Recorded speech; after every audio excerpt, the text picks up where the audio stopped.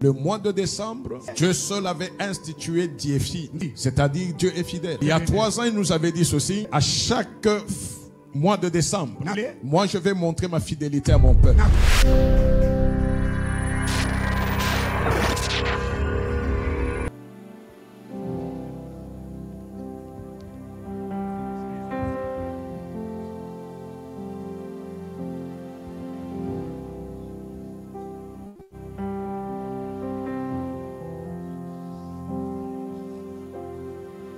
Nous te bénissons, toi qui es Dieu, nous t'honorons, toi qui es roi. Sois loué, sois élevé, sois magnifié, Père, parce que ce jour est pour ta gloire. Nous nous inclinons afin de contempler, de vénérer ta Seigneurie. Laisse qu'en ce moment, toi seul, tu remplisses nos cœurs de ta lumière et de ta parole, dans le nom puissant de Jésus. Amen. Amen. Bonjour à tous. Dis à celui qui est à tes côtés que mon frère ou ma soeur, je t'aime.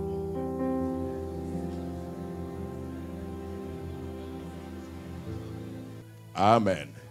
J'ai aimé ce que la chorale ou l'orchestre a fait, parce que le dimanche, le message véritable se donne maintenant en semaine.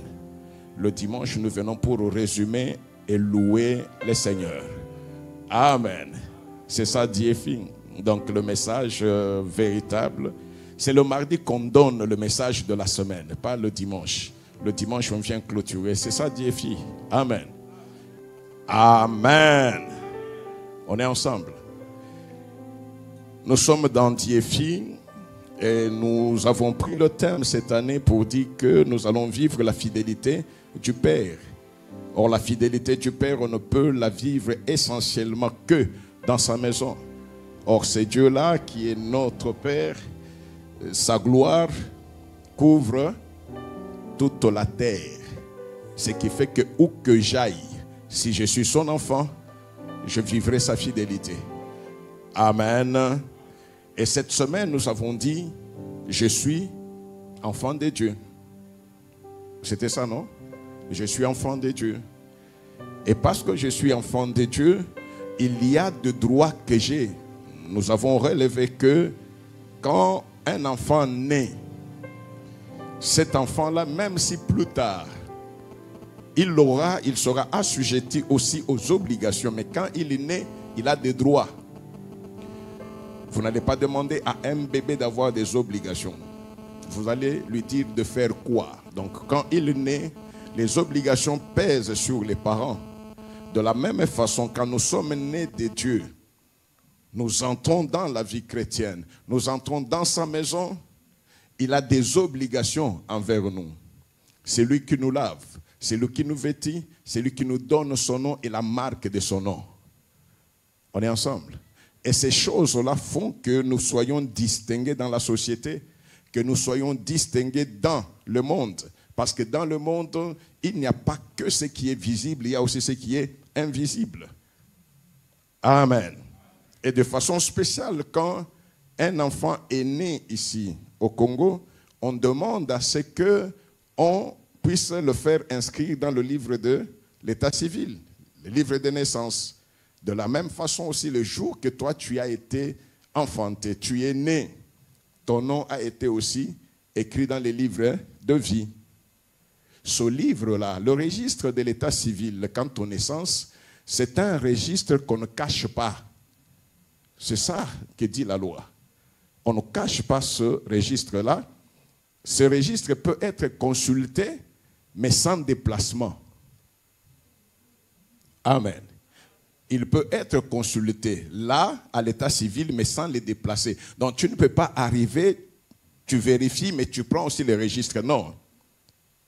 La nature ne vous enseigne-t-elle pas? Donc si ici sur terre, un enfant qui naît est enregistré et que ce registre-là peut être vérifié, hein, Maître Mazarin?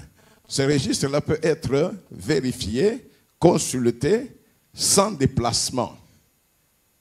Quand ton nom aussi est écrit dans les cieux, le registre de naissance ou de vie dans le ciel est ouvert à tous. D'ailleurs, celui qui vient le premier à vérifier, c'est Satan. quand il verra, il entendra le bruit de joie. Parce qu'on dit que quand tu nais, il y a une fête au ciel. Le Kadian Pemba qui était, si c'est où il viendra pour savoir, il y a fête, c'est quoi? Naissance. Naissance de qui? Et il verra dans le livre là que tu n'es plus touchable, tu n'es plus bambable, tu n'es plus locable. Oh, je ne sais pas si vous comprenez. Tu n'es plus locable. Et c'est pourquoi souvent j'insiste sur la nécessité pour un chrétien, un enfant de Dieu, de connaître son Père et de se connaître lui-même. Parce que si tu ne connais pas, Satan sait qu'il ne peut pas te toucher. Il le sait. Mais c'est toi qui ne sais pas que Satan sait. Et parce que tu ne sais pas, moindre terreur, tu pleures. Moindre terreur, tu commences sans effet. Ça, non. À l'état naturel, Satan ne peut pas se mettre au devant d'un homme pour l'affronter. Non. Celui qui est en Christ, il est à la droite du Père. Amen. Celui qui est en Christ est à la droite du Père. À la même taille que Satan, au-dessus de toute principauté, domination, autorité, tout nom qui se peut nommer, au-dessus d'eux. Si je suis au-dessus d'eux, Satan, sa place est où? En dessous de quoi? De mes pieds. Il ne se tiendra même pas à 1 centimètre de mes pieds. Non, non, il est en dessous. C'est ça sa place. Et Satan sait que sa place est en dessous. C'est ce qui fait que parce qu'il ne peut pas se mettre devant toi, il vient avec ruse. La ruse de Satan, c'est juste pour voir si tu connais ton Père. Or, notre Dieu, c'est sa parole. Il a essayé avec Jésus. Il a vu très bien qu'il ne pouvait pas. Si tu es enfant de Dieu, change ces pierres en pain. Le corps avait faim. Le corps était fatigué parce qu'il venait de faire 40 jours de jeûne. Sans manger, sans boire. Et Satan voulait faire en sorte qu'il fasse ce que la chair lui demandait en ce moment-là.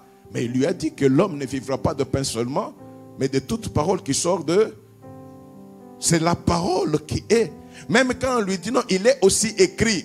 Satan, il sait que la parole est là. Il est aussi écrit, mais le Fils de l'homme le dit, mais il est surtout écrit que tu ne tenteras pas ton Seigneur. Donc, en d'autres termes, il lui dit, la première question que tu avais posée, je te donne la réponse maintenant. Je suis ton Seigneur. Tu ne peux pas me tenter. Tu n'auras jamais d'accès. Amen. Amen. Et nous avons terminé le vendredi, on n'avait pas terminé. On a parlé depuis le mardi, on a dit, je suis un enfant de Dieu. L'obligation pour moi, comme enfant de Dieu, c'est de connaître mon Père. Et connaître Dieu est une force. Parce que je connais Dieu et que cela est une force, je dois avoir le langage de mon Père, c'est-à-dire parler comme Dieu. C'était ça le vendredi, parler comme Dieu. Nous allons clôturer par cela. Romains 4, 16 à 21. Nous lisons au nom de Jésus. Nous lisons au nom de Jésus. C'est pourquoi les héritiers le sont par la foi, pour que ce soit par grâce, afin que la promesse soit assurée à toute la postérité, non seulement à celle qui est sous la loi, mais aussi à celle qui a la foi d'Abraham, notre Père à tous, selon qu'il est écrit, j'étais établi père d'un grand nombre de nations. Là, c'est Dieu qui lui dit. Dieu lui-même est le Père. Il lui dit, j'étais établi père d'un grand nombre de nations. Il est notre Père devant celui auquel il a cru. Dieu qui donne la vie aux morts et qui appelle les choses qui ne sont point comme si elles étaient. Espérant contre toute espérance, il crut en sorte qu'il devint père d'un grand nombre de nations, selon ce qui lui avait été dit, telle sera ta postérité. Et sans faiblir dans la foi, il ne considéra point que son corps était déjà usé, puisqu'il avait près de 100 ans, et que Sarah n'était plus en état d'avoir des enfants.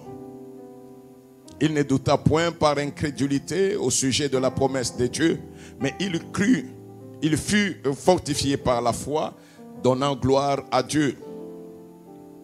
Et ayant la pleine conviction que ce que Dieu promet, il peut aussi l'accomplir, nous acclamons pour notre Dieu. Donc, avoir le langage de Dieu. Le vendredi, nous avons dit ceci. Et c'est ça qui fait ma joie aujourd'hui, qui a fait que j'ai dansé, j'ai loué. Parce que le dimanche, pendant Diéfi, c'est venir louer Dieu. C'est venir adorer Dieu parce qu'il accomplit de grandes merveilles. Amen. Abraham savait que Dieu est Dieu. Ce que Dieu promet, il ne peut pas rater de l'accomplir. Amen. Et je vous donne un autre exemple d'Abraham. Quand Dieu lui demande son fils Isaac, il lui dit, donne-moi Isaac, ton fils unique. Amen. Que tu aimes. Abraham savait que tout ce que Dieu lui avait promis là devait avoir des effets sur ou à travers Isaac. Est-ce qu'il a douté? Il n'a pas douté. Pour voir que Abraham connaissait Dieu, que Abraham a eu le langage de Dieu, il arrive dans les périmètres du mont Morija. Au lieu de regretter, non, il a marché même pendant 3 jours. Tu sais que tu pars pour tuer ton enfant et parce que Dieu l'a dit. Amen. Il arrive dans ce périmètre-là, il dit aux serviteurs, restez. Moi et les jeunes hommes, nous irons jusqu'à la montagne pour faire quoi? Pour adorer. Il va adorer avec qui? Il va adorer avec qui? Il va adorer avec son fils. Est-ce qu'il a vu la mort de son fils? Non. Il a vu l'obéissance. Et lui, qui connaît Dieu, il entraîne son fils dans cette obéissance. Il connaît aussi Dieu.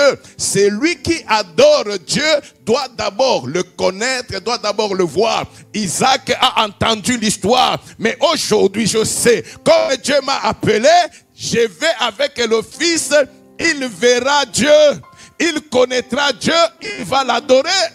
C'est par la foi que Abraham parle pour dire, même si pour l'homme, donner, tuer, c'est ôter la vie. Non, le langage de Dieu, je le connais. C'est lui qui m'avait dit par Isaac que j'aurai toute la postérité. Il ne peut pas mentir. Donc, s'il me dit d'aller tuer Isaac, c'est tuer l'ignorance d'Isaac afin que les yeux spirituels d'Isaac s'ouvrent et qu'il connaisse aussi Dieu pour qu'il puisse l'adorer. Jusque-là, dans ma maison, j'ai adoré Dieu seul. D'aujourd'hui, j'aurai aussi Isaac. Non, nous avons adoré parce que Sarah aussi a vu que au-delà de l'âge prescrit, elle a pu concevoir. Il a pu enfanter. Mais Isaac est notre fils, il n'a eu que des histoires. Dieu que tu apprends des histoires ne te pousse pas à les connaître. Mais quand Dieu se révélera, quand Dieu agira dans ta vie, il ne sera plus le Dieu de tel, il deviendra ton Dieu. Alléluia. Donc ce jour-là, Abraham a parlé par la foi. Et il a entraîné Isaac à contempler la gloire. Alors voyez Isaac qui est ligoté. Et son père qui a le couteau pour le tuer. Isaac entend la voix. Alléluia. Il entend la voix. Il voit la main de son père arrêtée. Et de l'autre côté, on voit un animal qui est là pour être sacrifié. Est-ce que Isaac n'a pas connu Dieu autrement? Le Dieu qu'on lui avait raconté, c'est ce Dieu-là pratique, concret, actuel. Il vient de voir l'amour de Dieu et la fidélité. Même si la Bible ne le dit pas, au même moment, Abraham a enseigné à son fils. Fils, voilà le Dieu dont je t'avais parlé. Il m'avait dit de venir te tuer. Pour voir si je lui obéirai toujours. Mais moi je savais que toi tu es l'héritier de toute la promesse de Dieu. C'est pourquoi j'ai dit, tu m'as entendu dire aux autres que nous allons adorer. Oui papa, j'ai entendu. Je t'ai même demandé, on va adorer comment? Amen. Amen. Et voilà maintenant, est-ce que tu as connu maintenant le Dieu dont je t'ai toujours parlé? C'est celui-là qui n'a jamais changé. Ce qu'il avait dit, il le fait toujours. Les mots, les hommes les comprennent selon leur vocabulaire, mais il n'y a que Dieu qui comprend. Je comprendrai les mots de Dieu tout en sachant qu'il est fidèle. Le Dieu là qui a donné ne peut pas tuer. Amen. Ne peut pas anéantir. Avoir le langage du Père, c'est parler comme Dieu. On dit ici que Dieu, il n'est pas seulement le Dieu qui appelle les choses qui n'existent pas à l'existence. Ça, c'est une autre formulation. J'aime la formulation d'ici parce qu'on dit que il appelle les choses qui n'existent pas. C'est ça, le langage de Dieu. Dieu n'a jamais appelé la chose ou le problème par son nom. Non. Le vendredi, j'ai dit ceci. Au commencement, quand Dieu dit par exemple que la lumière soit, on dit que et la lumière fut. C'est-à-dire avant que Dieu ne parle, est-ce qu'il y avait la lumière? Il y avait quoi? Mais pourquoi Dieu a dit que les ténèbres cèdent de la place à la lumière? Dieu ne parle jamais du problème. Dieu, là où il y a un problème, lui parle de la solution pour que la solution vienne supplanter le problème. Parce que tous nous sommes d'accord qu'il y avait les ténèbres. Dieu regarde, il y a les ténèbres. Il veut que quoi puisse arriver? La lumière. Il est le seul à voir la lumière alors que la lumière n'était pas là. Quand il dit que la lumière soit, mais d'où vient le mot lumière? Parce que la lumière n'existe pas. La lumière n'existe pas. Quand tu as un problème, la solution que tu cherches n'existe pas en ce moment-là. La solution viendra quand toi tu parles comme ton Père. Tu es Dieu parce que la parole de Dieu est en toi. Et la parole de Dieu est tellement puissante pour créer. Dieu ne t'a pas créé, ne t'a pas fait naître de nouveau pour te lamenter. Oh. Amen. Amen. Je prends les quelques cas de la semaine. Il y en avait beaucoup. Quand Dieu agit, témoignez la fidélité de Dieu. Vous connaissez l'histoire des 10 lépreux, hein? Combien t'es rentré pour témoigner? Un seul. Ne soyez pas dans le camp de un seul. Ne soyez pas dans le camp de 9. Soyez dans le camp de un seul. Amen. Je prends la sœur qui a dit respiration bloquée. Je lui dis ceci. Ma sœur, tu mens. Moi, je te regarde. Tu respires très bien. Et d'ailleurs, je ne t'ai jamais vu avec... Même si je ne la connaissais pas. Mais ce n'est pas un problème. Le problème, c'est que je parle. Je ne t'ai jamais vu respirer très bien comme ça. Et ça me bloque. Elle ne savait pas que j'étais en train de créer la bonne respiration. Amen. Le problème, j'ai la victoire, j'ai la solution avant que je ne commence de prier. Ce n'est pas la prière qui va me donner la solution, non, c'est la parole du Père. Quand j'ai le langage du Père, Jésus est devant le sépulcre de Lazare. Il est mort et enterré depuis 4 jours. Amen. Est-ce qu'il peut... Il est passé par une morgue. Il n'y avait pas de morgue. 4 jours dans les sépulcres. Est-ce que l'homme peut encore être... Le corps peut être en bon état? Et Salinini est poli déjà. Donc ça sent. Jésus dit, ôtez la pierre. Marthe, la sœur du mort, lui dit, Seigneur, il sent déjà. Car il y a 4 jours qu'il est là. Celle qui a parlé, c'est qui? C'est Marthe. Amen. Même si elle était la sœur de Lazare, même si elle a pleuré pour son frère, même si elle peut dire à tout le monde que nous sommes inconsolables, c'est lui qui a dit ôtez la pierre. C'est celui qui a dit Marthe, moi je suis la vie et la résurrection. En d'autres termes, je suis venu pour essuyer tes larmes, je suis venu pour que les régler des soucis cessent. Moi je suis venu te consoler. Mais c'est elle qui refuse. Oh, c'est elle qui refuse. Il dit non, qu'on ne puisse pas ôter la pierre. Mais tu as besoin de ton frère. Qu'il ait fait si c'est 10 ans, c'est pas ça le problème. Le nombre de temps importe peu devant ton Père. Il est celui devant qui rien n'est impossible. Ne rentre pas dans le calcul des hommes, dans l'acception des hommes. Ce qu'il dit, il peut le faire. Amen. Jésus lui dit, n'ai-je pas dit que si tu crois, tu verras la gloire de Dieu? Ils ôtèrent donc la pierre. Et Jésus leva les yeux en haut et dit. Là, l'homme prie. Mais avant même de prier, qu'est-ce qu'il a dit à Marthe?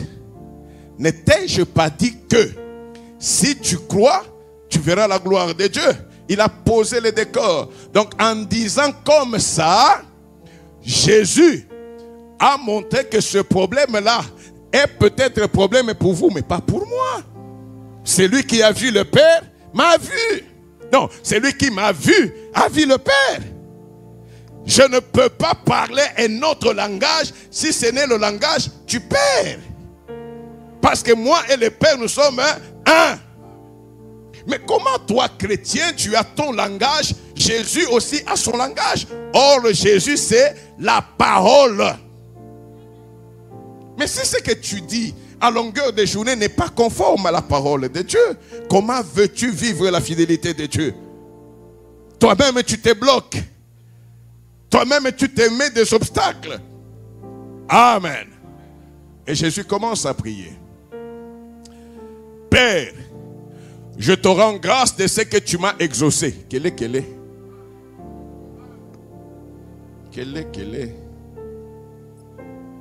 Je te rends grâce de ce que... En lingala, c'est-à-dire... Osalinini, Oyano Lingaï. Est-ce qu'il a demandé? Est-ce que Jésus a déjà demandé là-bas? Il n'a pas encore demandé. Mais il a déclaré quoi? La solution. Il a déclaré la solution. Amen. Il a déclaré la solution. Le problème qui est là, qui décourage les gens. 4 jours, il est mort. Les gens pouvaient critiquer. Quand on avait besoin de lui, il n'est pas venu. Il a attendu qu'on enterre. Et que les jours passent pour qu'il vienne. Regarde même sa tunique. Ça se faisait, ça se disait. Vous pensez qu'il ne faisait pas ça? L'homme n'a pas changé. Donc Jésus, avant même, lui ne voit pas le problème de mort. Parce que c'est lui qui avait annoncé que cette maladie-là ne conduit pas à la mort. Mais elle est pour la gloire de Dieu. Ce que Dieu dit, il le fait. Amen. Continue. Pour moi, je savais que tu m'exauces toujours. Papa, même si je prie maintenant, ne pense pas que je suis devenu comme ces hommes. Non, non. Moi, je sais que tu m'exauces toujours parce que toi et moi, nous sommes un. Toi, tu n'as jamais supplié un problème. Donc, ce n'est pas moi, ton fils, qui vais commencer à supplier un problème. Mais si j'ai parlé, c'est à cause de la foule qui m'entoure. Afin qu'ils croient que c'est toi qui m'as envoyé. J'ai dit ceci. Dieu ne voit pas le problème. Dieu voit la solution. 43. Ayant dit cela, il cria d'une voix forte, Lazare, sors. Il parlait à qui? À un mort dont le corps était putréfié ou à quelqu'un qui se reposait? C'est quelqu'un qui dormait. Parce que lui, quand il regarde, il a vu Lazare endormi. Il n'a pas vu les autres aspects. Il a vu Lazare endormi. Et il a appelé Lazare. Parce que quelqu'un qui dort, quand tu cries, il entend. Et il est sorti. C'est pourquoi la pierre devait déjà. La foi est une ferme assurance des choses qu'on espère. Mais elle est beaucoup plus la démonstration de celles qu'on ne voit pas. Tout le monde ne voyait pas Lazare endormi. Mais lui seul voyait Lazare endormi dans la foi. Et c'est pourquoi il a dit qu'on enlève d'abord la pierre. Parce que Lazare lui-même ne pouvait pas ôter la pierre de l'intérieur. Amen. Ton problème est resté problème parce que toi tu l'aimes, tu le chéris. Moi, dans le Seigneur, je sais que le problème ne vient jamais seul. Quand le problème vient, il vient déjà avec la grâce de la solution. Quand il y a un problème, la solution est déjà là. La parole de mon Dieu est complète. On ne va pas encore se réunir aujourd'hui pour ajouter quelque chose à la parole. Non. Tout problème qui arrivera, toute situation trouve solution dans la parole de Dieu. Alors, mais pourquoi est-ce que tu perds le nord? Pourquoi? Amen. Matthieu 12, 37. 12, 37. Passez directement à 37. La Bible dit ceci.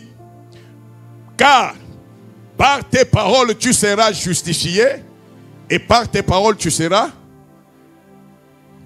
Par les paroles de qui? Tes propres paroles.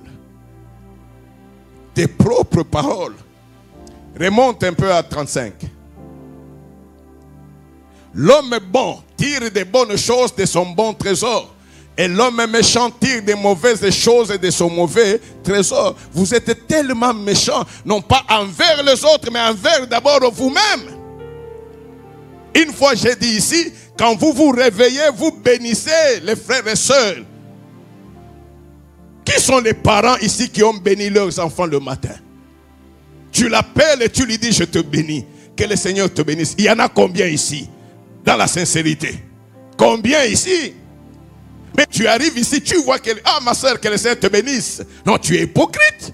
Comment est-ce que tu peux avoir un bon trésor mais que tu ne peux pas d'abord agir dans ta propre maison?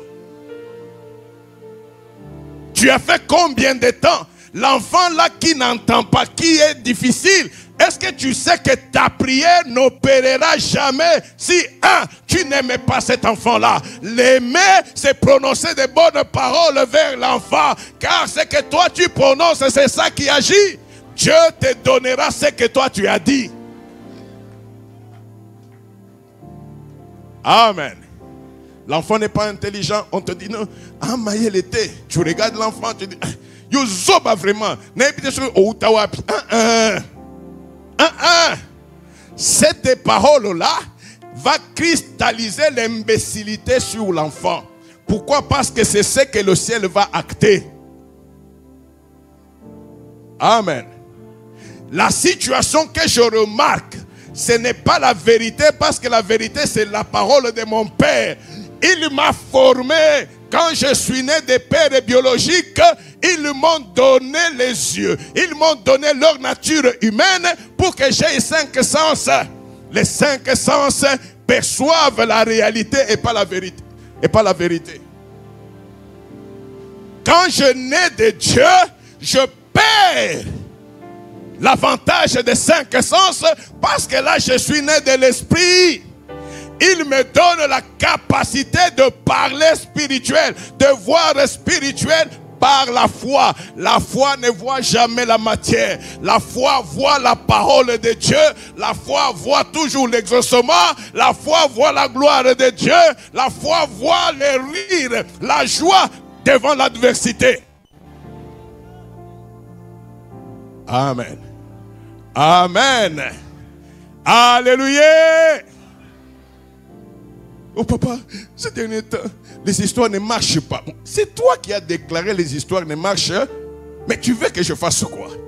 La solution ne vient pas de moi. La solution doit venir de toi. La gloire de Dieu éclate quand nous nous comportons comme des petits enfants. Amen. Il y a crise, il n'y a rien à la maison. Vous manquez de tout, même pas 1 franc à la maison. Les enfants n'ont pas mangé pendant 2 jours. Tu sors, le petit il vient. Papa, j'ai faim. Tu regardes l'enfant, tu lui dis, ok, je suis allé t'acheter les biscuits. Papa, les bonbons aussi. Papa, les chocolats aussi. Oui, oui, tout ça. Quoi encore? Tu donnes. Sois calme. Tu pars. Cet enfant-là, qui n'a pas mangé pendant 2 jours, à qui le père vient de parler, quelle sera son attitude? Attitude de Mawa. L'enfant, même s'il n'avait pas de force, l'enfant retrouve la force. il va dire à ses amis, même à ses autres frères et sœurs, papa a dit. Il va amener les biscuits. C'est ça l'attitude de l'enfant. Il a repris le langage de son père. Il parle sans se poser de questions. Est-ce que papa a l'argent? Est-ce qu'il peut faire ça? Mais si tu es enfant de Dieu, pourquoi tu n'empruntes pas le langage de ton père? C'est le langage de Dieu qui impacte. Amen. C'est le langage de Dieu qui impacte. La prière, nous prions pour parler avec Dieu. Et dès que nous avons parlé avec Dieu, nous passons beaucoup de temps dans sa présence. Nous sommes en train d'être impactés par sa nature afin de parler comme lui, afin de marcher comme lui. Nous ne pouvons pas avoir le langage des humains. Non. Amen. Et c'est cette marche-là qui fait qu'il y a la gloire de Dieu qui éclate. Les Israélites, les espions qui sont partis voir Canaan, quand ils sont revenus, les 10 là, qu'est-ce qu'ils ont dit? Le pays est beau. C'est vrai qu'on a vu des fruits de ceci. Ok, d'ailleurs nous en avons même amené. Mais nous y avons trouvé des géants. À leurs yeux et aux nôtres, nous étions comme des sauterelles. Il n'y a aucune chance de vivre dans ce pays-là parce que nous serons tués. Et tous ceux qui ont entendu, Moïse, est-ce qu'en Égypte il n'y avait pas de sépulcre? Tu nous as amenés ici pour que nous puissions mourir dans le désert. Amen. Est-ce que Dieu avait le plan de les tuer? Dieu dit à Moïse en ce moment-là, j'ai entendu ce que Israël a dit, eh bien, je leur ce qu'ils ont dit. Ils ont dit qu'ils vont mourir, ils vont. Dieu te donne ce que tu déclares. Dieu te donne ce que tu déclares. Depuis le matin, tu as déclaré quel genre de paroles?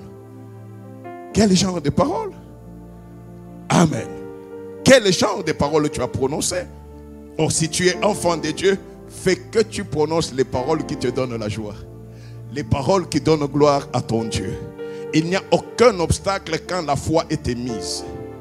Aucun obstacle. Ça ne dépend pas de toi pour savoir et comment est-ce que ça va se faire. Non, non, c'est lui qui a dit, c'est lui qui a promis, c'est celui-là qui va s'occuper de l'exécution. C'est lui seul. C'est lui seul. Tu sais qu'il y a des temps où tu manques de sommeil. Pourquoi? Le travail. Quand nous parlons le langage du Père, nous faisons en sorte que sa volonté à lui puisse s'accomplir. Il n'y a personne qui peut arrêter la main de Dieu. Un jour, je vous ai même dit, prends ton problème. Tu cherches le boulot, prends du côté positif. Prends du côté positif.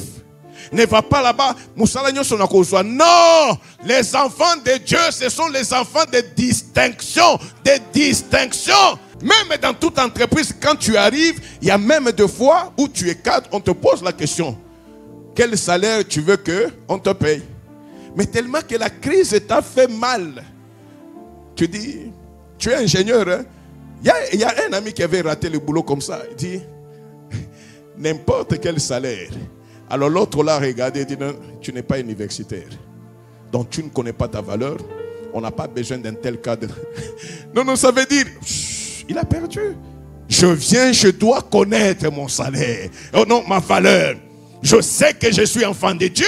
Ce que Dieu a prévu pour moi, aucun homme, aucun groupe d'hommes ne peuvent changer cela. Personne. Ce qui fait que même s'il y a la terreur de la journée, je bénis le Seigneur. Pourquoi? Parce que sa parole me dit, réjouis-toi à la vue de tes ennemis. L'ennemi ne me fera jamais manquer de sommeil, manquer de calme. Pourquoi? Parce que l'ennemi, quand il présente une situation, c'est un problème. Or, lui, est un problème. Lui, il a un problème. Moi, j'ai la solution. Et la solution, c'est la parole de Dieu. La solution, c'est la parole de mon Père. Je suis intimement lié avec lui. Ce n'est pas à l'église. Cette parole est à moi. Et la bouche n'attend seulement que le cœur libère. La bouche prononce. La situation change. Et là, nous disons, il a fait des merveilles. Que le Seigneur soit béni. Nous. Amen. Est-ce qu'il y a quelqu'un qui a compris quelque chose? Changeons. C'est ça, DFI. Le mois de décembre, Dieu seul avait institué DFI, c'est-à-dire Dieu est fidèle. Il y a 3 ans, il nous avait dit ceci: à chaque mois de décembre, moi je vais montrer ma fidélité à mon peuple.